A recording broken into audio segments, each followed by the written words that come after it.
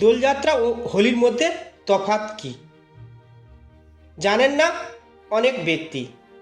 তাই আজকের ভিডিওতে জানাবো দোলযাত্রা ও হোলির মধ্যে পার্থক্য কী রয়েছে। মুক্তি চ্যানেলে সবাইকে স্বাগত জানাই। দোল পূর্ণিমা ও হোলির শুভেচ্ছা। শুরু করছি আজকের ভিডিও। দোলযাত্রা এবং হোলি কি এক? শুভেচ্ছা জানাতে গিয়ে গুলিয়ে ফেলেন অনেক ব্যক্তিরাই। রঙের উৎসব হলেও দোলযাত্রা ও হোলি আলাদা, অনেকেই জানেন না। তাহলে জেনে নিন এই ভিডিওতে কেনই বা দোলযাত্রা ও হোলি আলাদা। দোল ও হোলি আলাদা হলেও তার মূল কেন্দ্রবিন্দু হচ্ছে নারায়ণ। সেই রহস্যটি আজকের আপনাদের সামনে তুলে ধরব। দোলযাত্রা হলো প্রেমের উদযাপন, রাধা ও কৃষ্ণের ভালোবাসায় ডুব দেওয়া।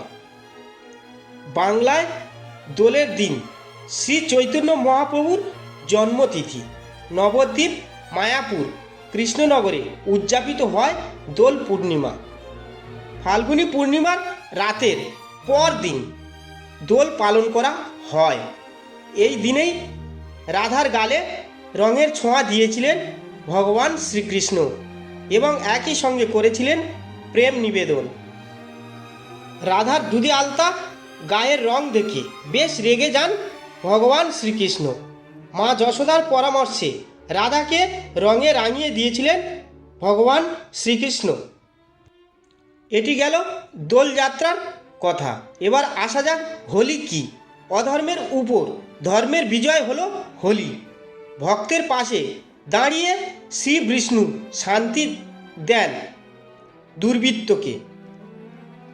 বিষ্ণু ভক্ত প্রহ্লাদকে মারতে চেয়েছিলেন তার পিতা হিরণ্যকশিপুর। দায়িত্ব পড়ল বোন হোলিকার উপর। সেই হোলিকার আগুনে দগ্ধ হলেও বেঁচে গেলেন ভক্ত প্রহ্লাদ। হিরণ্যকশিপুরকে বধ করলেন বিষ্ণুর অবতার নৃসিংহ। অশুভ শক্তির উপর শুভ বিজয় হলো হোলি।